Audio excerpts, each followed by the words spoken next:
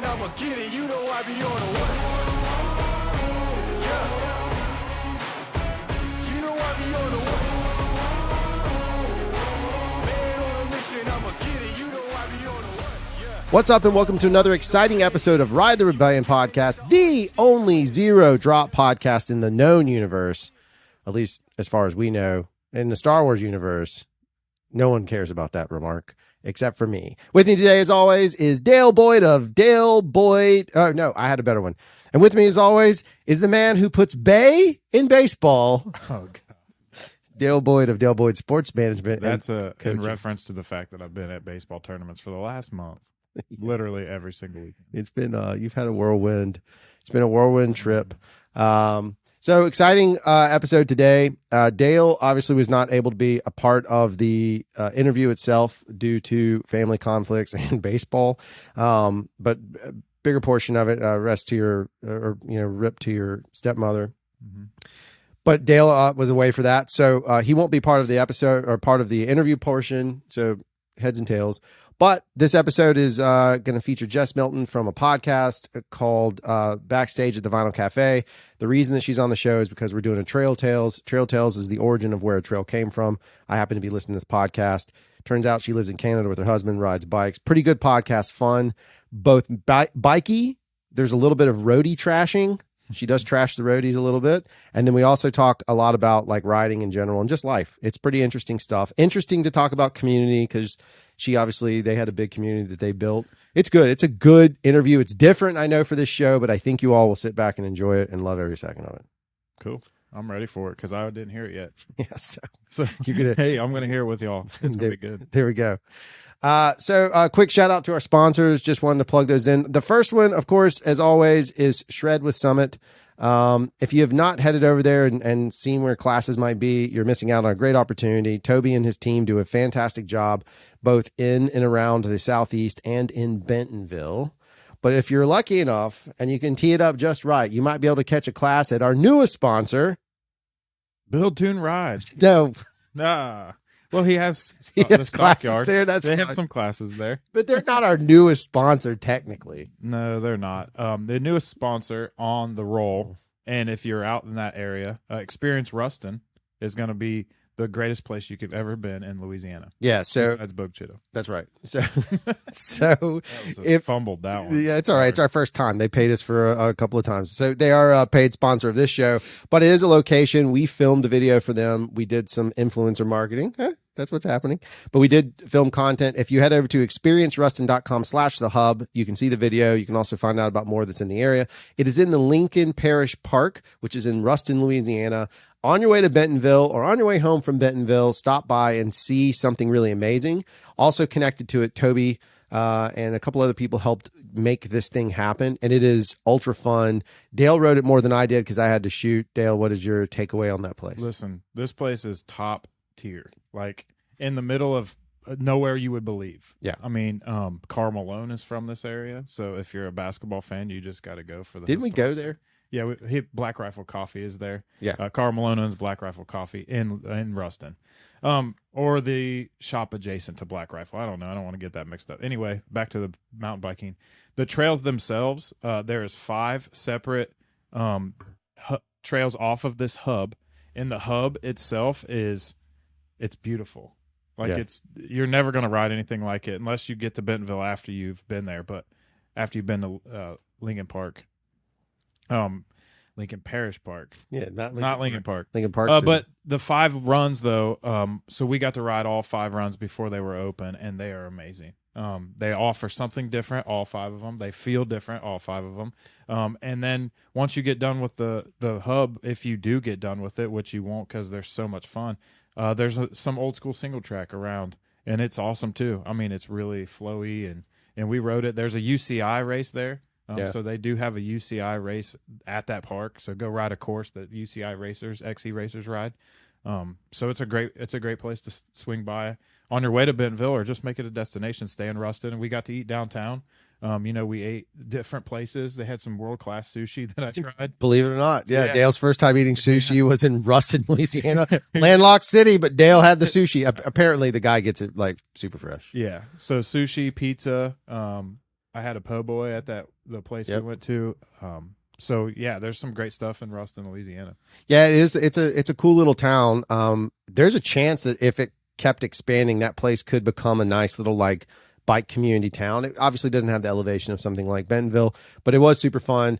Good beer too. There's a brewery there. I cannot remember the name of it, but it's downtown. It's where we had some good pizza. We had a pickle pizza that was pretty tasty. Pizza, yeah. We had pickle pizza, sushi, and beer. It was a very mountain bike rich environment. But anyway, great place to stay. If you haven't headed over there, you should give it a shot. But if you want to learn more about it, go over to experienceruston.com/thehub. You can find out more there. Also, shout out Dale teed him up. Build, Tune, Ride. If you're going to get your bike ready on your way to Bentonville or back or anywhere in between, I highly suggest calling Jody. I think all of us now have had some kind of experience where Jody has fixed something. And when Jody fixes it, it seems to last a lot longer. I'm not saying that Jody lasts longer than other bike shop owners, but maybe he does. But the only way to find out is if you come to the Jagrundy Jubilee, September 20th and 21st. If you don't know what it is, it's a mountain bike event, but you have to be there to figure out what it is. Yeah. It's a mountain bike event. Just show up, bring your bike. Yeah. Bring a tent. Let's party. Sounds like it's going to be a nice, sweaty time for all parties involved. Oh, yeah. There's no showers either. Showers are prohibited. Yeah. You're going to be hooker bathing it. So get you some dude wipes and or dudette wipes, whichever way you want to go. And just be together. Yeah, just hooker bath all day. Also, big shout out to Run and Try. As always, we talked about them last week about nutrition and doing all that stuff for the hydration episode, but also just in general. I mean, Dale runs. Dale has the runs. There's all kinds of running in Dale's life, and Dale only buys his shoes from there. So be like Dale and buy your shoes from Run and Try. Absolutely. There's no point going somewhere else. That was my Michael Jordan tee up for you. Yeah. I don't know. You miss 100% of the shots you don't take. Okay. All right, and last but not least, certainly not that, is Pro Cycle. Listen, if you've never been there, first off, Pro Cycle's not necessarily in a bike town. I guess it's a roadie town to some extent, but Pro Cycle is the bike shop I wished I had next door to me at some point, just because you can go there and just hang out. I'm sure Katie and Joseph would like you to buy something, but you can just go there and loiter. Loitering allowed. And it's a good spot to hang out if you're a bike person of any capacity. Their customer base is nice. We've always been in there and had a nice conversation with anybody who walked through the door, even roadies. And so it's been a nice bit of dialogue. So if you have a chance, head over to Pro Cycle. They're in Fairhope. So the other side of that is if you're cutting through town on your way to the beach or something, I suggest just stopping by. Fairhope's a cool town anyways. Or if you just got a tattoo, a Man of War tattoo. There it is. And you brand new location. Brand new location. Right on the way to Pro Cycle. That's it. Perfect. And if you haven't hit up Man of War, Kevin would appreciate your business because he needs reconstructive surgery to become the Bionic Man. He had the reconstructive surgery. The Bionic Man is still in question. It was by Cyclonic Man. But yeah, so if you haven't headed over there, check them out. Do we have anything else we need to talk about before we get into the show? Nope, I think that's good. Okay. I think we're good. Maybe we'll just tee up this. So just so you guys remember, Trail Tales is the idea behind a trail. So I will say this. The trail that we're referring to on this episode is a brand new trail at the Reb. It's a trail we developed. The reason we decided to do Trail Tales is a long time ago, if you go way back into the old archives of early stuff, we put up videos where we would interview the person that built a feature. And in this case, we called it a trail, but it was just a feature. The first one being the Bug Rug. And then there's some additional ones in there. There's lots of different trails that we've tried to cover. Mogadishu, I think, has a video. And then it just got crazy. Then there was too many trails and not enough tails. That's what happened. So we decided to bring it back, and we're talking about those trails. We did a brief on the last episode. We talked a little bit about Primal, which is one of the premier trails that we have. That's our hardest trail, if you will, or most complex trail. And then this time we're talking about a flow trail that I built called the Vinyl Cafe. And I'll tell her the story. You guys can hear that in the podcast of where it came from.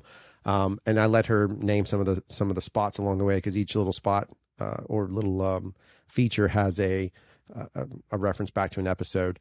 But that's what the point of this is. So enjoy the episode enjoy the interview with Jess. It's fantastically interesting. If you also haven't listened to their podcast, I will post the episode. I think it's worth it. There's one about bikes where a guy gets stuck on the rooftop. She tells the story. It really is quite funny, especially because it happens to a roadie. So I listened to it. It's hilarious. It is funny, really right? funny. Yeah. Yeah, I mean, the way the guy the crazy thing is that's all made up, Right. right? So, but that guy tells it with such conviction, like it's a real story.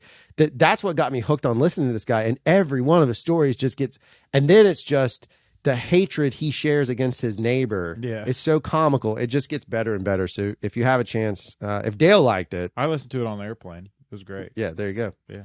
Yeah, you can't help but laugh when No, he's on it's top of fun. that car and he's in clipless pedals. It is That's right. funny. Having been clipped in, Yeah, it makes it even better. It's just good stuff. So if you have a chance, go check that out. But here is Jess Milton. As promised, as we talked about in the intro, we're doing Trail Tales, and this Trail Tale is very important to me. It's a very personal Trail Tale, only because of how much I fell in love with this podcast as we teed up. So with me is the producer and host of Backstage at the Vinyl Cafe, probably my favorite podcast next to this one, of course, because you kind of have to say that. It's Jess Milton. She's with us. To tee it up again real quick, Jess, I sent a picture. I'm sure you have a social media team. I sent a picture of a very disgusting looking me standing in front of a berm. And the reply I got back was, awesome. Jess and her family are building a trail in their backyard or something to that extent, which then led me, I was really not fishing for anything more than just like, I love your show as a podcaster. I love getting feedback. And I was like, maybe she'll appreciate or somebody will. And then now here we are having a conversation. What does that even mean? You guys are building a trail? Tee that up.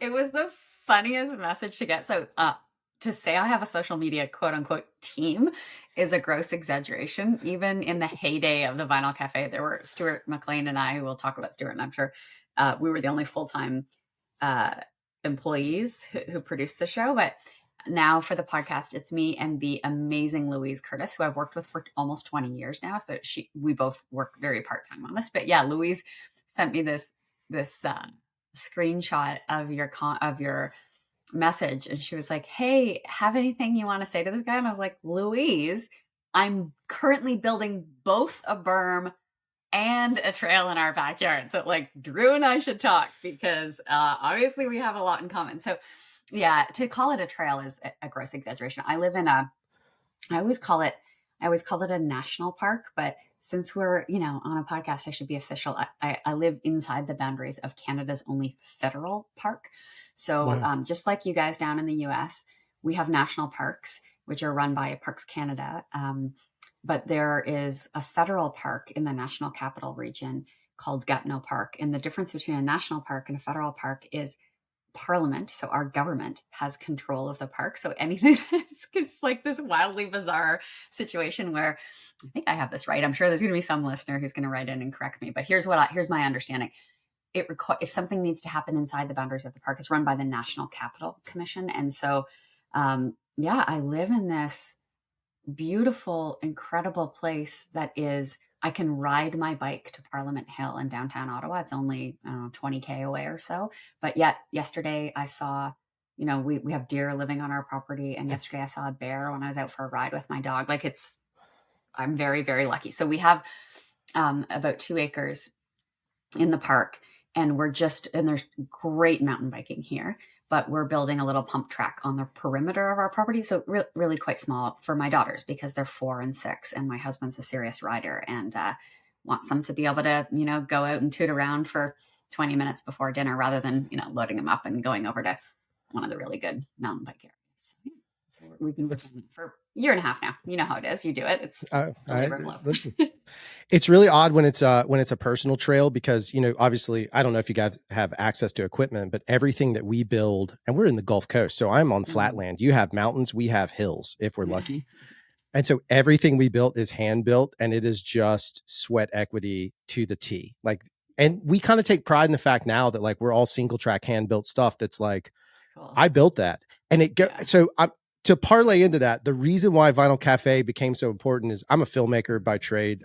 So my background is in storytelling. So obviously when I hear Stuart tell a story, and then you as a producer, that's a separate offline bit of conversation, because it almost brings me to tears because of the, how much I appreciate it. But the reality of it is like that building that trail for us, every single trail that me and Dale are the primary builders, a couple other knuckle turds in the mix. But when we build a trail, it's a story. And so much of it is little fragments. And so what's amazing about Vinyl Cafe, the podcast, and I want to get to it here, I'm going to make this long segue, is that for me, every feature I built when I built this trail, I ended up listening to the show. And so the features themselves became characters based on the characters or whatever the story was. So that said, most of our audience may or may not have. I've shared the links before, but if they haven't, could you tee up a little bit about who you are? Tell me a little bit about the podcast, but also a little bit about Stuart. So because I think as Americans, I'd never, no offense, I had never heard, but now it's like, I think I said it to you guys, deepest regret. I wish I could have seen him live. Like, I just wish I could have seen it. So could you maybe just give us a brief background? Sure, yeah, I'd be delighted. So the Vinyl Cafe was a very long running radio show on CBC Radio. So in Canada, CBC Radio, the Canadian Broadcasting Corporation, is sort of, I guess the closest equivalent is NPR. Well, it's not exactly like NPR because NPR produces shows. And the way your public radio station or stations work, is probably a lot of your listeners know, they might take some NPR shows, they might take some Public Radio International shows. So each individual station or network of stations is sort of independent. In Canada, in classic, it's the difference between one of the many differences between Canadians and Americans. We have so much in common, but one of the fundamental differences is the collective versus the individual, right? So in Canada, we are all about the collective. Public healthcare is one of the prime examples of that, but even our public broadcaster is another example. So most Canadians, there's some regional programming, but it's the mandate of CBC Radio and Television. They have every Canadian should have access to both CBC Radio and Television, or Radio Canada, the French version, and the French-speaking areas of Canada. So our show we produced it independently, but it was a long-running. I guess it was on for about 20 years in Canada. On the radio. And then, of course, when podcasting became a thing, it was on via podcast as well. And the closest direct comparison that many of your listeners might know is, I'm not sure I would make this comparison, but we used to get a lot, is Prairie Home Companion. So just like Prairie Home, most of our shows, or a lot of our shows, were recorded live in theaters. So Stuart and I would travel across Canada and into the US. We were on about 200 stations in the US. So we would go to sometimes big cities, some often really small towns, and record the show there. And so the beginning of the show often had, we'd arrive in town. This is a very long explanation. I'm sorry. I'm really trying to give your listeners a flavor of what it was like. But it was hosted by a guy named Stuart McLean. And he had, I say had in the past tense because sadly Stuart died in 2017. So Stuart would hosted the show, and there were sort of three main components. The first part was essays. And in these live shows, they were essays about the place where we were recording. So our show had a very strong sense of place. And the reason it had that is because Stuart and I would arrive in town usually about a week or so before we recorded, and we would kind of immerse ourselves in the community, almost act like we lived there. There was a lot of eavesdropping in coffee shops and that kind of thing to try to get a sense of the texture of the place and the people who lived there, so that we could tell the story of that town and the people that lived there. And so that was part number one, is essays. If it was recorded live, it was about the town we were in, and other times it was just about, whatever he or I were thinking about. And then the big part, and the part that you've connected to, are what we refer to as the Dave and Morley stories. So these were fictional stories that came from Stuart's imagination. He wrote all of them, and they were about a family. The husband's name was Dave and his wife's name is Morley, and their two kids, Sam and Stephanie. And I guess the way I can sum them, I'd love to hear how you describe them. How I would describe them would be, Dave always tries to do the right thing, but he almost always messes up trying to do the right thing. So he's guided by love, but his impulses are almost childlike, for lack of a better term. He's quick to act and doesn't always think things through. So they're very funny, most of them. Laugh out loud, tears rolling down your face, that kind of humor. Can't get out of the car till the story's over, that kind of laughter. Tell your friends about it. Listen to them 45 times like each one of them 45 times, that kind of funny. And yet they're also full of heart and usually leave you with a little something, big feelings of some sort, laughter. And one of Stuart's favorite authors and mine, E.B. White, had this great quote about laughter, that it gets close to the cold, hot fire that is truth. So the best humor, of course, is funny because it gets at something deeper. And I think Stuart's work did that. So the essays are little snapshots of Canada and the US, the Dave Morley stories, which were sort of the meat and potato of the show. And the original radio show had tons of music on it too.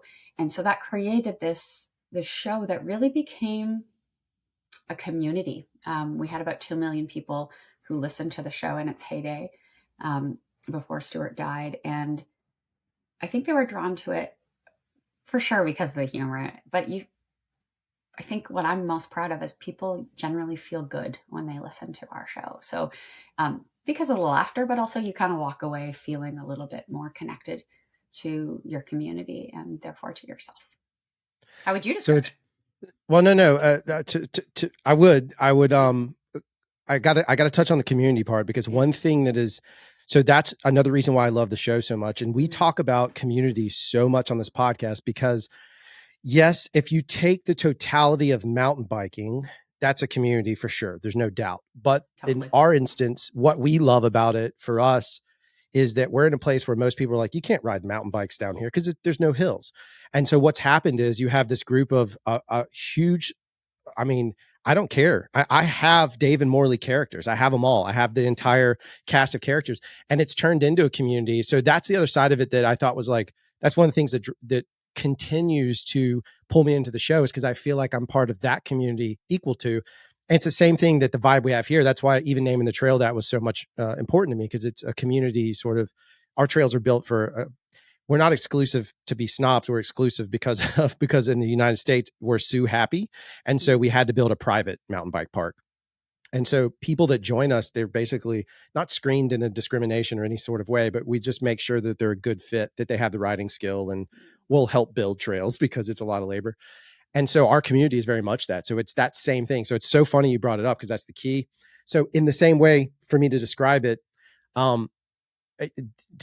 so I appreciate more than anything, anything that reinforces community, because I feel like in these modern times, community is something that's it's not lost, because I don't believe that, but it's further from where it used to be. And I'm not a nostalgic person that lives in the past. I just feel like there's opportunity to learn from the past, but where we might want to go.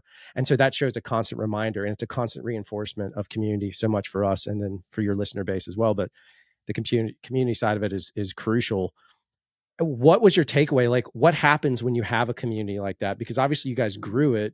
How do you manage dealing with that? Because you're both, celebrity is a word, but like, you have a fan base, but you also have a community, because now you're affecting people's lives on the daily. What is that sort of, how did you guys process and deal with that side of things? That's a really great question. And it's something that Stuart and I talked a lot about and thought a lot about.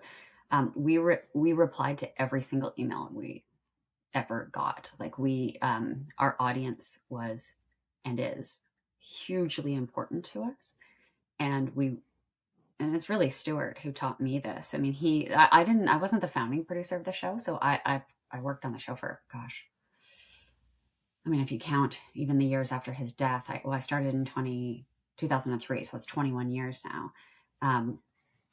Obviously, since he died, I guess I started the podcast 2 years ago now, so a year and a half ago. So, but it was already a popular show when I started producing it. So this was all him, but he really valued the audience, and not just because of their appreciation of his work, but they were an integral part of, they were an editor. So every night we would perform the show on stage, and I would sit stage left, and I would make notes. And we very rarely, I think in 20 years, only once or twice did we record the first show. We would generally record several nights, we we'd do the show a few times and we'd edit it based on the audience reaction. So I would sit stage left and I would mark up the script. And I used to say all the time, like, our audience is so much smarter than me. They would realize something was funny that I didn't even realize was funny, or often there would be something like a huge laugh line that I'd be so excited for Stuart to deliver.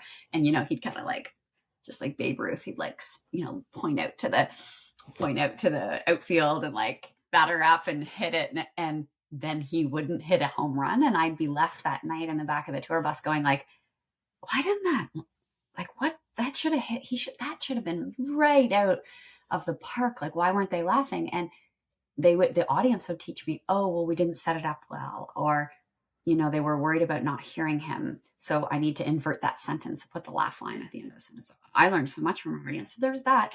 But also, there was a lot of tradition around our shows. Like Christmas was a big thing. We did a Christmas tour every year. So what would happen is I was always out in the lobby, and I got to know, that people built traditions around it. They'd bring their office party or they'd bring their family. And there were like little babies. We did this part of the show where Stuart would give a prize to the youngest person and the oldest. So there'd be like a little babe in arms, and then the next year I'd see them and they'd be 1. And then, they'd bring them back and they'd be sort of 3. And then I remember one time someone coming and she was engaged to be married. And apparently I wasn't at that show but she had won the youngest in the audience award. And now she was there with her fiance, right? Like, it's just this thing that kind of happened. And I think, yeah, like you really hit the nail on the head when you said the current times that we're living in. So I think increasingly as the world becomes more complicated and not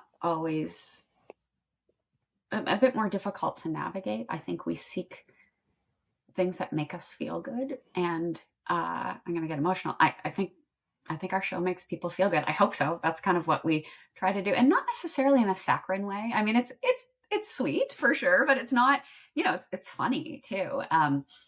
But I think people, it especially these days, it feels slightly, it's funny when it was on in the, before Stuart died, which was now 7 years ago, it didn't feel aspirational, but these days it feels like an aspirational world. It's a different world than the world we're living in. And I think in a weird way, that's why people continue to really want to connect with these stories, because it's crazy, but they feel more important to me now than they did 7 years ago when Stuart was still writing them, because they feel we need to be reminded that the world is full of good people. It's a very, so I'm listening to, I'm going to be very transparent, and you can tell me right here if you want me to cut this out. But when we were talking back and forth, Jess was like, I'm not going to be very good to talk about bikes on a podcast. And that's not how she sounds, by the way, clearly. Kind of, that's not bad. Actually. Well, that's also how Dale sounds in my head. So everybody sounds the same. So you're fine.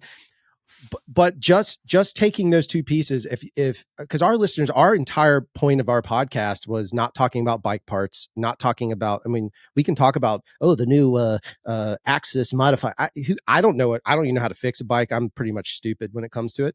But if we take just the trail element in the first portion of it, when we build a trail as trail builders, we are literally building, we're you and Stuart. Often there's no producer, so we're one and the same. So we have to do it all. We build a trail, we build a feature, we ride it, and we love it, and we think it's going to hit. And then all of a sudden, we watch other people ride it, and they don't like it, and we have to change it. And Dale has a trail, just like Vinyl Cafe is always going to be in development, this trail, but Dale has one he had to shift. And then the other point on that side of it too is that it goes back to that foundational side of things of most of us ride, and we've tried to encourage more. I know sometimes the stereotype is men don't talk about emotion, but we try and say more things. And one of the things that we talk about is the mental health we get, not just from the riding side of things, but from the community side of it.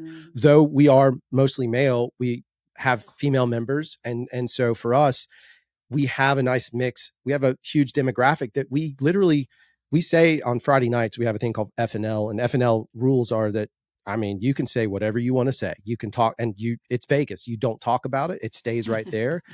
But it's also an amazing time where a lot of us have had these deep conversations where it wouldn't have happened if we didn't build a community. So to your point, all of those tie back in so very well. And I think that's the one thing about the show that's different. both Vinyl Cafe and this one, is that you never know who you're reaching in your audience, and you never know how you're touching them. And I think that this is a cool moment for me, and I think for our listeners and anybody else that maybe comes along, is that this is one of those hybrids where, yes, there may not be anything directly related to bikes on the forefront, but if you're really listening, you're going to find something that's going to add benefit. And I think that's the importance of any communication, which is the importance of community. So now officially Jess Milton is part of the Reb community, whether she realizes it or not. Now you're stuck. Woo, There's I like it.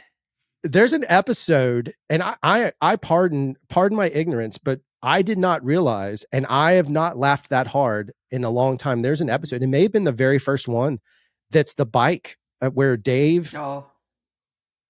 So you talked about in between that, and I will tell listeners, I think that's maybe for my audience, maybe the first one they should listen to. If you like that and think that's funny, I assure you there are hundreds of more stories that are equally as funny or moving. But in that bike episode, there's also mention that the entire story, the impetus of the story, if you will, came from the fact that you and your husband had your bikes on top of a car. So you are a rider. Where does that story even come from? How does that work out? I mean, how does he get to the point of like unclipping? I mean, it's pretty obnoxious. Yeah. Okay. So I'm going to tell you that, but I can't help it. I'm a producer. So I'm going to actually produce this slightly and go back a little bit because I want to add something. I want to add to what some texture to what you were saying about community. So I do ride. Okay. I don't want anybody to be shocked, but I am mostly a road cyclist, but I used to mountain bike. My husband's really into mountain biking and has been we've been together 20 years, but he's been doing it for 30 something years. And is a serious, he's seriously into mountain biking and, builds trails, not as cool sounding as yours, but we're also very blessed to have really great riding around here. Like where we live, people come here to ride, both road bike. I mean, in this park where I live, there's a parkway that is not open to cars so it's kind of the reverse. You know how in lots of places they shut down the roads, 4 hours a week. So only bikes. Here it's the opposite. There is a road that is 400 meters from my house, which has these incredible climbs, which is closed to cars all the time, except for about 12 hours a week. So I'm really, really lucky. Anyway, so when we first moved here, my husband, as I said, has always been a mountain biker, but we got road bikes. Both of us had never road biked, but that's sort of at the time was the bigger sport here.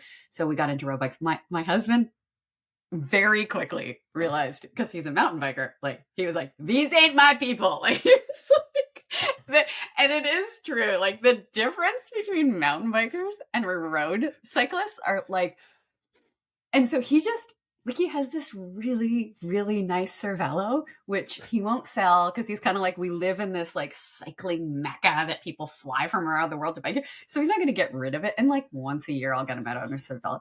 But he just, like there's that great line about the band Fish. It's not the band I hate, it's the fans. It's like he likes road cycling. He just can't stand the road cyclists. And for the longest time, I couldn't understand, is it the spandex? Is it the fact that everything has sponsorships on it? He's like, no, start mountain biking more and you'll see what I mean. And I did. And I knew exactly what he meant. Mountain bike culture, at least where we are. And it's just, even from the time I've been talking to you, I feel like it's true where you are too. It's supportive. And this is going to sound silly about a sport, but loving, it's when we will ride together. If we don't do date night, we do date day. And that's what we do, is we ride together. And so with our dog, who is this dog is designed to ride.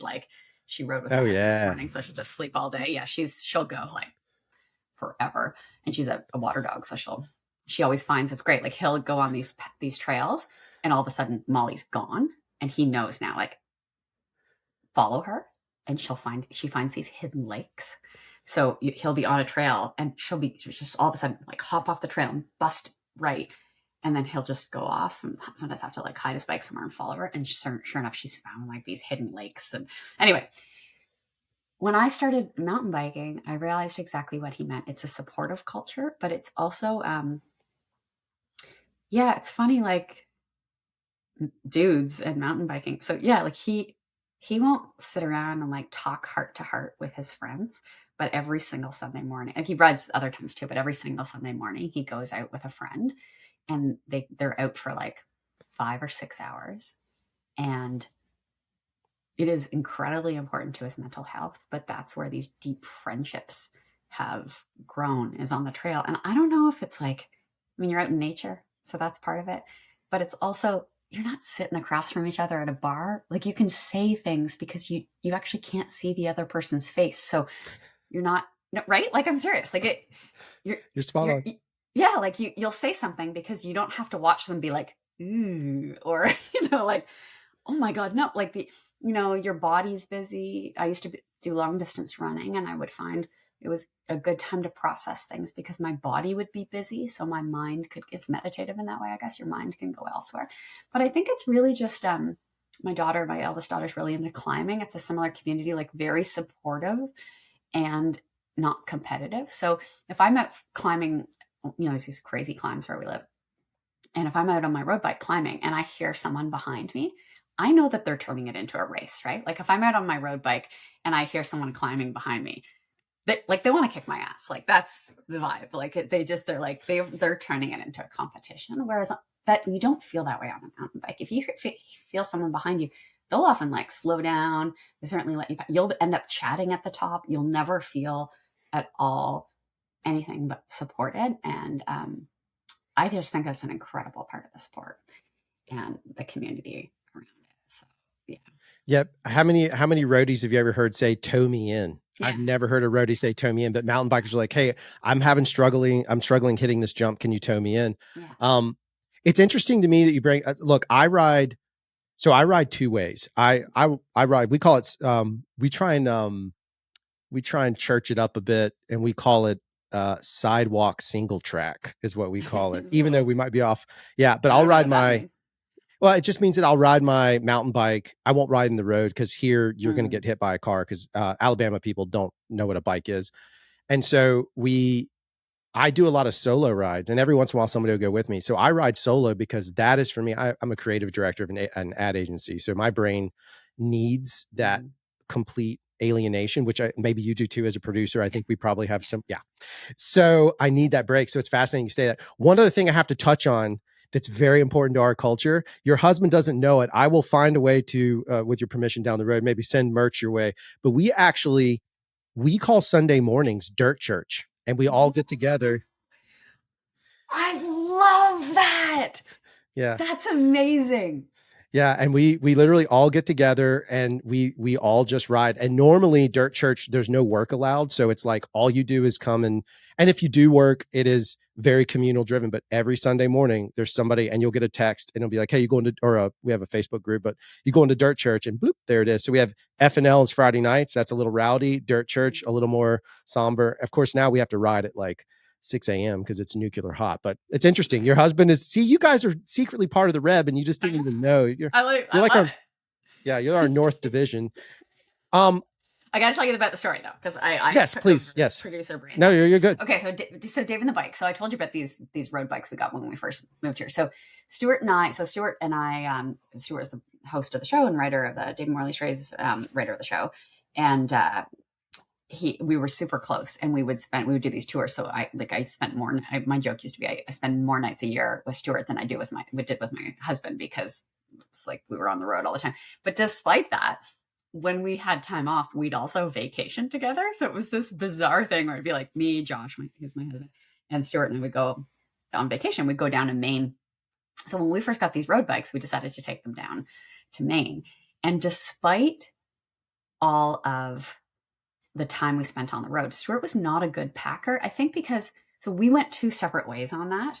Like I can pack my kids even in like 6 minutes. I just went out west for a week, took a carry-on, packed, like I always pack the night before because I'm a producer, so I'm a planner. But I pack in like 3 minutes or something, right? Stuart would bring everything. So I would, I wash my clothes in the sink and hang them in the hotel rooms and that kind of thing, which he was more like, because more than half the year we were on the road, he wanted to have his creature comfort. So he went the opposite way. So in this particular case, it was a convoluted travel plans where we were going to see my dad, my father, at his place. And then we were picking up Stuart, because Stuart and I lived in different places, sort of 5 hours apart, picking him up in our car and driving down to vacation. So when we left and packed the car, we had a small, at the time, I think it was a Honda Fit. And we were looking at it, we're like, oh shit, like this is going to be tight. 3 of us plus our stuff. And we, like, Josh and I were fine, but we're like, oh God, Stuart he's going to have a million bags. He's going to have this, like, at the time he had this thing to help his back. It was this big foam pillow, which I called the wedge of cheese because it looked exactly like a wedge of cheese. Side note, I later found out when I had my first kid that it's a birthing pillow. And I was like, oh my God, like there's so many reasons why I'm upset that Stuart died. But right now in this moment, the top of the list is because I don't get to like hear anyone talking about his birthing pillow, how he sleeps on a birthing pillow. Anyway, so we were, we had the hot car all packed, and I measured the space, like the square footage he had for his bags, and he assured me everything would be fine. But I'm starting to panic because there's no backup, right? Like because we're meeting in the middle of nowhere, he was getting dropped off with all his bags. I'm like, well, what are we going to do if we get there? And my dad's there, and I'm like, he's known Stuart about 15 years at this point. I'm like, oh my God. He's like, calm down. What's the problem? I said, well, what if we get there and there's no room? Like he promised it. He said he promised that it's going to fit. And I'm like, I don't know if I can trust him. And he's like, he looks at the bikes on the roof and he's like, well, if he lied and his stuff's not going to fit, you just tell him he's got to strap himself to one of those bikes. And that's how he's getting down to Maine. And I looked at my dad and I just was like, thank you. And so I was like a kid on Christmas Eve. Like I couldn't wait to see Stuart. We met him. I didn't care about the luggage at this point, because I'm like, guess what my dad said? He gave us this great idea. And the whole way down to Maine, we kind of brainstormed what would happen if somebody was actually riding a bike that was strapped to their bike rack on the roof of their car. And Stuart fictionalized it and turned it into a story called Dave and the Bike, where Dave, the character, does exactly that. His friends getting into road biking, and he wants to try it, but in classic like roadie fashion, the guy's like, I'm not letting you ride my like $20,000 carbon frame bike with carbon wheels and carbon water bottle holders, because I'm shaving grams everywhere I can. So the guy says no. So Dave buys everything, the clipless pedals, the gear, and everything other than the bike. And one day he sees the guy's bike strapped onto the roof rack, and he just decides to climb up onto the roof and give it a whirl, like basically like it's a Peloton.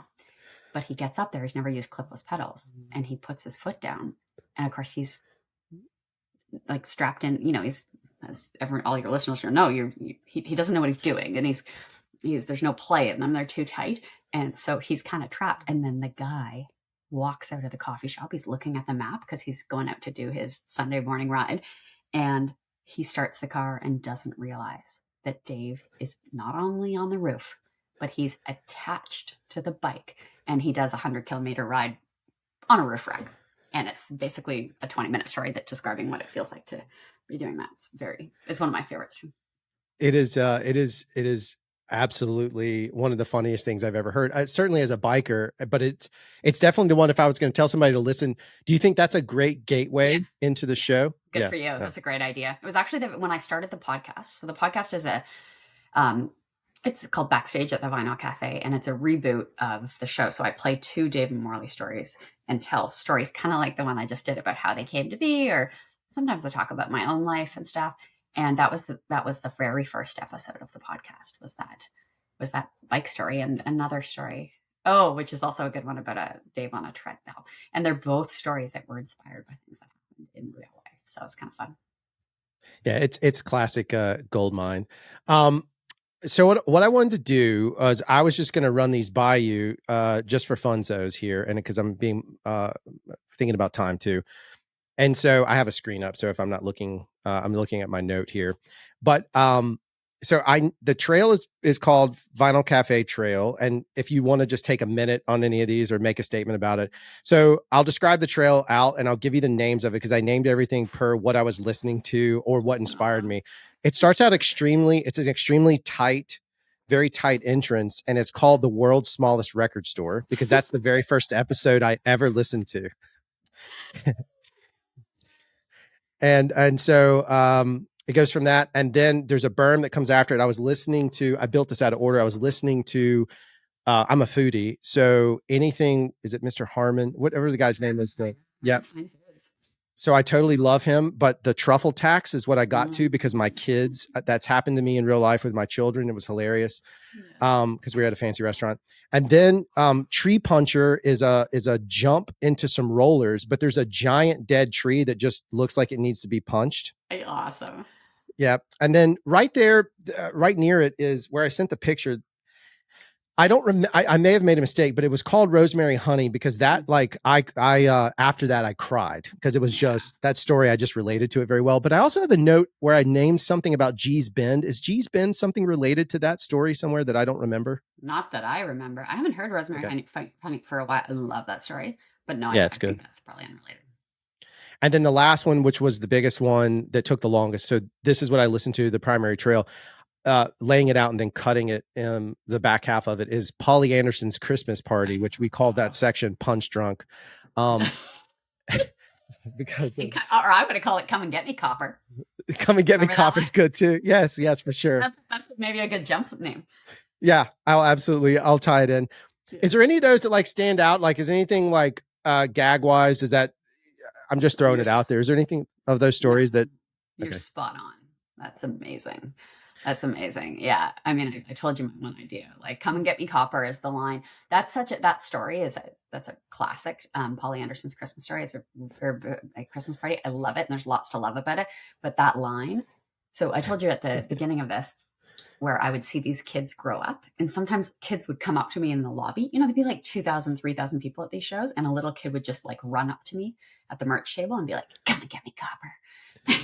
And my joke is always we should make onesies that say Come and Get Me Copper on them. I never did it. I should still do that sometime, but it's not as good as church, but no, there's actually I'll see if I can get one made. I will, if with your permission, but if you have a PO box or something, but we have there's a sign that's famous in Alabama that's a picture of the devil and it says, go to church or the devil will get you. And it's like a cartoon devil. And of course we modified it. So it says now go to dirt church or the devil will get you. I'll see if I can get one up there for you guys some way, shape or form.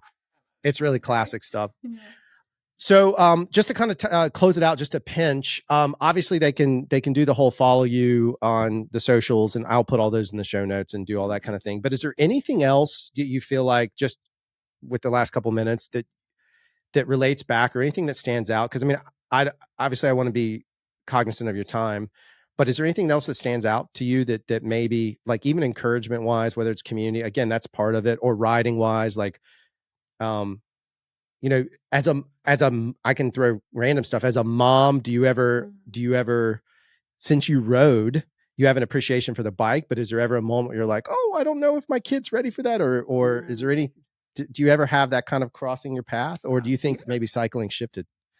You're super good at interviewing. Like those are great prompts. Yeah. So my kids have gotten really, so they're only 4 and 6, but they're both crazy daredevils. Like they are. They both downhill ski, and my eldest, my 6-year-old's really into climbing now. She, I think also that's our approach as parents. So, and this is something Stuart and I talk a lot about, and a lot of the stories touch on this. I said in a way they've become more important because they're aspirational and they remind us that the world is full of good people. So I'm not saying bad things don't happen. I've actually personally had quite a few difficult things happen in my life, but I've also had some amazing things happen, mostly amazing things. And, are there bad people in the world? Yes. But are most people bad? No, I don't believe so. I think most people are really good. And even the ones that don't show that goodness, they're kind of just waiting in the wings, waiting for their cue to walk on stage, and maybe they're too shy to be good, or maybe they haven't been modeled that. And believe it or not, this has to do with riding, because I think as parents, it's really hard these days to fight against everyone. Like if so many parents just, and it's not their fault, but walk around saying things that I don't think are particularly helpful, like watch out and be careful. And it's hard, especially I think as a woman. Maybe it's the same as a man, but as a woman, like you go to like I live out in the woods and I let my kids do crazy things. For instance, I let them climb trees unassisted, like high. And other parents sometimes see that and will say things like, oh my God, and it's hard to fight against that. Like it's hard to fight against allowing your children to take risks. But our approach has been, I think maybe because both Josh and I ourselves like to do things that are, we like to test our bodies in a way, but we also like to test our brain and our ability to let go. And I think that's really important for kids. It's only by pushing boundaries that they need to learn if their bodies feel safe or not. So a sport like mountain biking, I think is amazing because not only does it, exercise their bodies, but it exercises boundaries. It exercises their tolerance for risk, but also way more importantly, their spidey sense. So I would much rather, especially since I have little girls, for them to learn what's safe now at age 4 and 6, to learn like, yeah, I can do that jump. Or like my 6-year-old did her first double black diamond skiing this winter. She just brought it up this morning, which is what I'm thinking about. I'm thinking about it. And she could not do it, right? Like it was above her skill level and she fell. And as I watched her from the bottom, I was like, oh shit, like this was a mistake. Like I made a mistake bringing her down this run, but she did it. And, here she is talking about it 7 months later, 6 months later. But the most important part of that isn't that she did it and she accomplished it or like the skills she learned. It's that she did not feel safe going down. She learned, and that's super important. You only know that. You only develop that spidey sense when you put yourself in those situations. And I know this is crazy, but like, I want her to do that on a ski run or like on a mountain bike ride with her dad, when she's young enough and with us, and there's a safety net so that when she is at a party and she's 17 years old and she's about to get a drive home and like someone's had too much to drink, she has that same feeling, right? She's like, ding, ding, ding, ding, ding, like something's not right here. So I think as parents, teaching your kids those things, or like they're developing great skills and they're exercising and they're out in nature and it's something we do as a family. So those are all good things. But I also like, as small as it is maybe, but the risk associated, I actually like that because I think it's how you start to learn how to trust yourself and more importantly, how to trust your instincts about when you don't feel safe. And that's like that should, my kids probably they probably stop hearing it because my line all the time is, does your body feel safe? And it's such no one that, I don't know how old you are, but I feel like we're around the same age. Like that was not a thing. I just think a lot of parents are telling their kids that they're not safe. And it's like that. I don't want to have to tell them. I want them to know if they're safe or not. So I'm hoping to develop. And I think it's great. Yeah, it's interesting. If I could be wrong, so somebody can fact check me, but my understanding of fear to a certain extent is the idea that once you face fear to your spidey senses and all that, but if it's one where you analyze it and you get to the point you assess that fear, when you accomplish something that was scary, the back end of that is your brain actually rewires the neurons. So you build a new pathway that gives you a problem solving technique. So not only as kids is that important, everything you said, you can take out kids and put you and as an adult, meaning listening audience, because it's the same sort of vibe, which I think is, again, why this podcast and why you being on here is extremely relevant. Back to just make a call back here. Yeah, fantastic stuff. Listen, if there's anything else that if people have questions or whatever, y'all can go follow the show and listen to it. I highly suggest you do. Jess, I will just hang on a minute once we stop recording so it uploads and that whole process, but it doesn't take very long. But anyway, I just wanted to say thank you again. Thanks for hanging out with us and we appreciate it. And yeah, I guess let us know how I want to know how the pump track is. I want to see well, I'll take 2 seconds to tell you. You said you do everything by hand. So, my husband's great at starting things. I'm not talking behind his back. I tease him out. Like he's a starter, not a finisher. So this started, I guess, a year ago. Well, these things are kind of slow. And he had a machine. We just did a huge reno here. So we had a machine here anyway. So he's like, what else am I going to have a machine? Like, I got to start this pump track now. So he basically just bulldozed a machine. So I had the kids, I took them camping and I came back and he'd made the path and kind of bulldozed, but then like that was hugely rewarding. It was like 2 or 3 days. He had this machine. He got so much done. And then, yes, the rest of it's been like hand done. And so, yeah, when it's all done, which will be like, my joke is it'll be done by the time, like they're 4 and 6. So it would be great if it was done now, because this is not going to be a great pump track when they're 10 and 12. But anyway, hopefully it gets done sometime before then. I'll send you pictures so you can share them.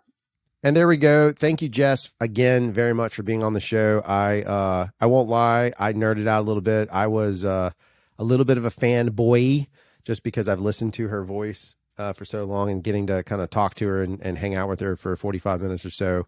What a treat. And again, you can listen to that podcast if you search out wherever you listen to podcasts. Everywhere is available, but it's called Backstage at the Vinyl Cafe. I highly suggest, I'll post the link in the show notes for the bike episode, but it is a good show, and it's family friendly, so you can listen to it in the car, but I promise you'll laugh. If you enjoy, like, it's not all crude comedy, so it's a little more straightforward. And then just hearing Jess's sort of tales about her and her husband.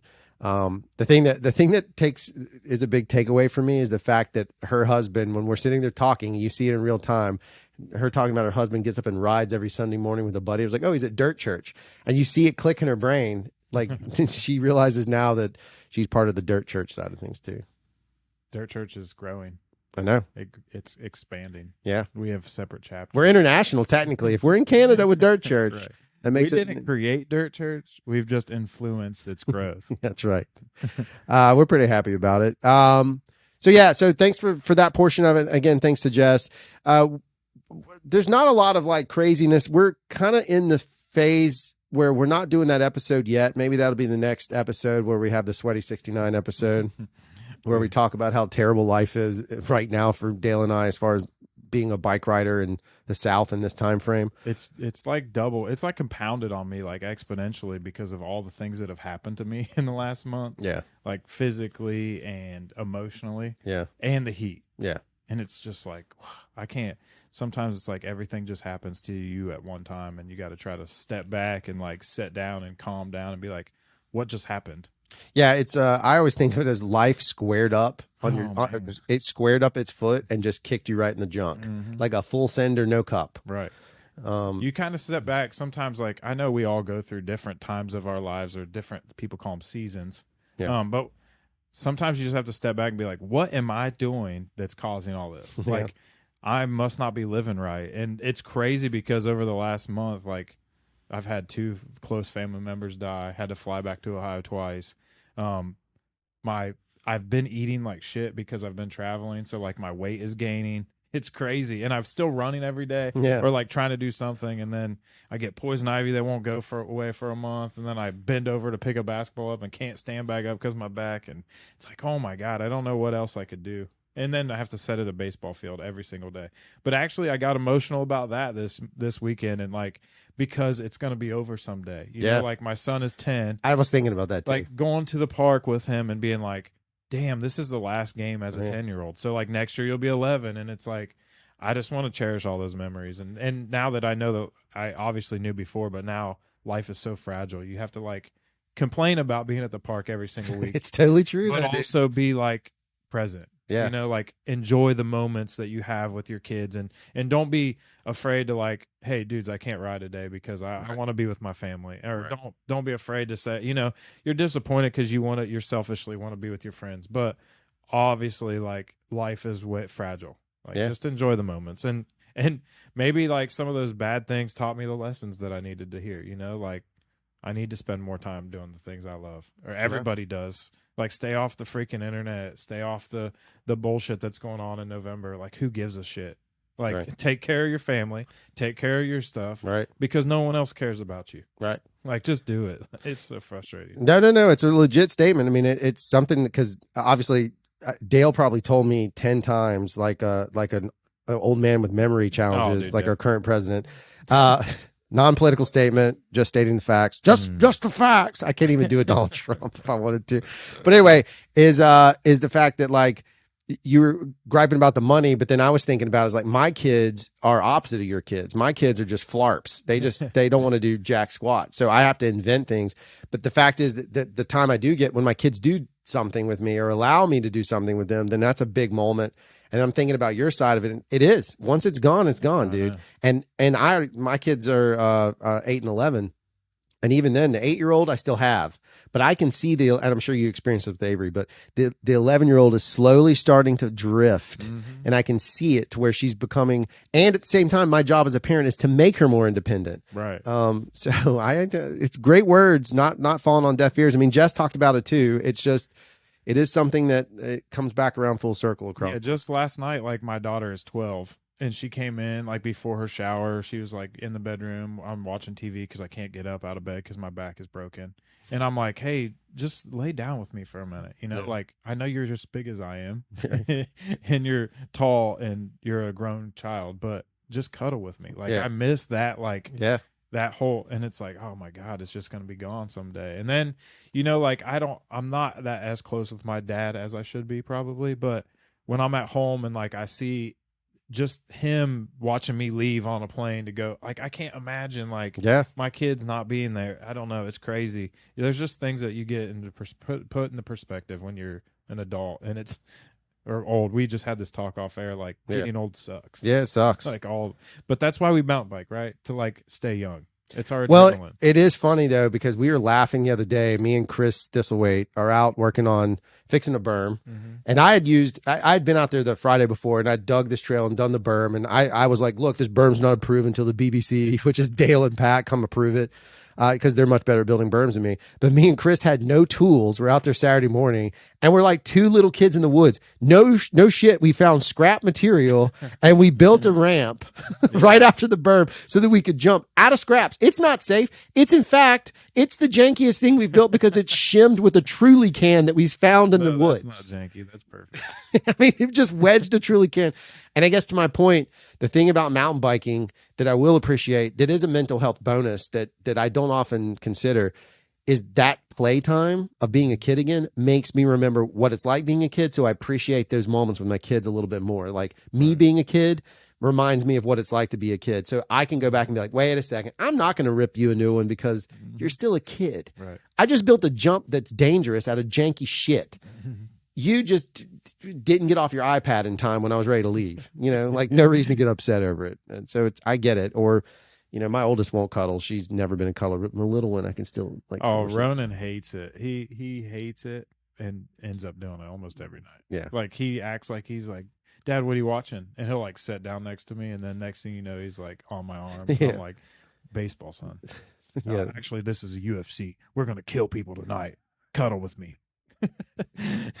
Watch this gladiatorial violence as we anyway. So baseball's over and football started. I had 0 days of break, so now he's playing football. So we'll hear about that for the next few months, folks. Good grief. Other things that we've been talking about recently. Dale's a roadie. I am. I love it. Actually, I'm learning about it every day because every day I'm completely addicted to the tour this year. Yeah.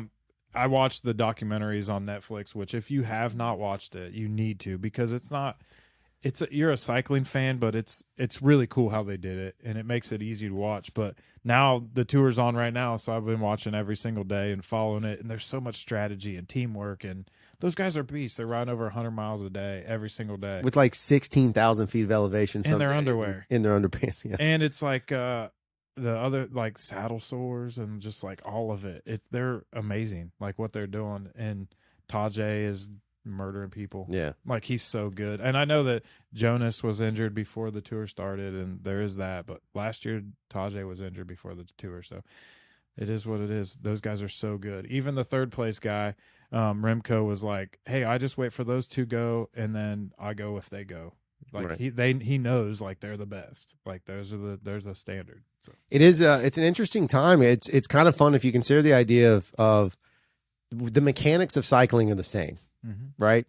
Even downhill, there occasionally those guys pedal. I hate to inform you, Jakey Poo. They do occasionally use their pedals, obviously for more than just posting. But like if you consider the idea that the mechanics of cycling are the same, the appreciation for that element, yes, there is an attitude. Jess talked about it too. There's an attitude difference between roadies and mountain bikers. There's a community. Sometimes there's a difference there. Not always. It's not fair to trope them all in, but yeah, history stands to prove. but the athleticism involved in that side of it is brutally different, and it's incredible to see it. And so I do think if you're going to use it as a gateway drug, and right now being a great time is in between, if you don't want to watch the actual live tour, watch the Netflix series in between downhill races.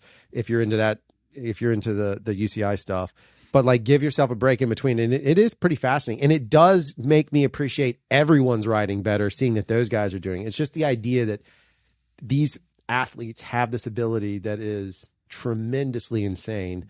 And they have the mental fortitude to, that's the other side of it too. It's a different type of mental fortitude. You have downhill guys that have a very specific type, and then these mother truckers are literally dealing with it forever. It's just fascinating. And they're descending on some of these hills in their underwear at 60 kilometers an hour. Right. Or 100 kilometers an hour. Yeah. I mean, 100, which is like 60 miles per hour. 60 miles an hour. And they're like, the pelotons are averaging 34 miles an hour for 100 miles. Like, make it make sense. Like, it doesn't. It doesn't. It really doesn't. And in our lifetime, Lance Armstrong won a tour without a helmet. Like, they didn't wear helmets. Like, it's crazy. Yeah. And on the same roads. It's nuts. It is wild. It's awesome. I love it. Check it out if you haven't. You don't have to watch all 4 hours every day. You can catch the end. And they do recaps. There is somebody that's doing recaps. So. The Escape Collective has a great podcast every single day that recaps it. So check out the Escape Collective's podcast. Which we've had them on the show before as well. We had the owner of it. Yeah. Founder. Yeah, because there's no owners. Yeah. Right. That's it. Because they're not no owned media. Right. They should get political people on there, because it would be one of the few that would be non-owned media. Them and Breaking Point is pretty good. This is off that subject, but that's okay. There's always perfect segues away from politics.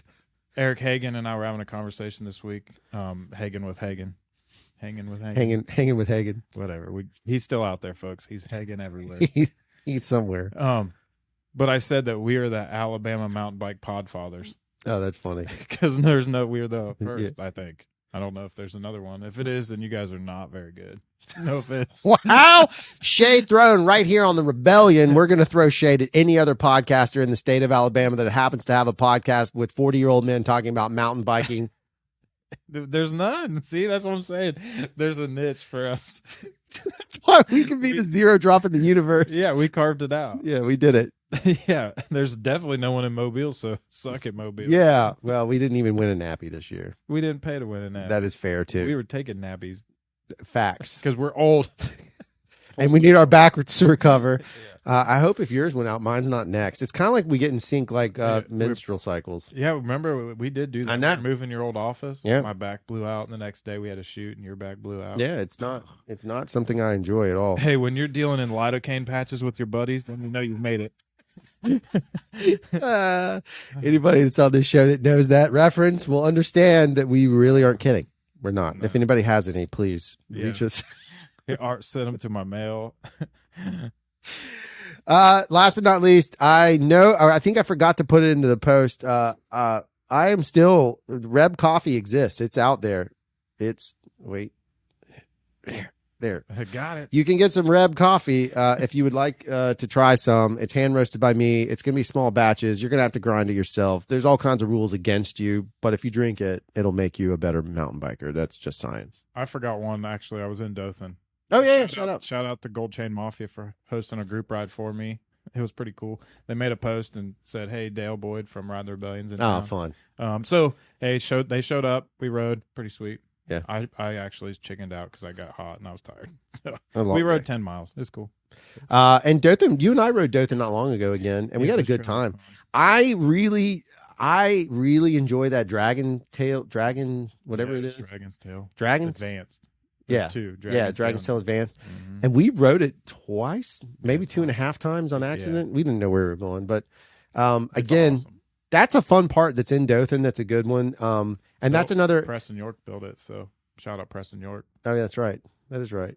Because he placed those rocks and stuff. Yeah, the rocks are perfectly placed. Yes. Without truly cans. Yeah, without truly cans for sure.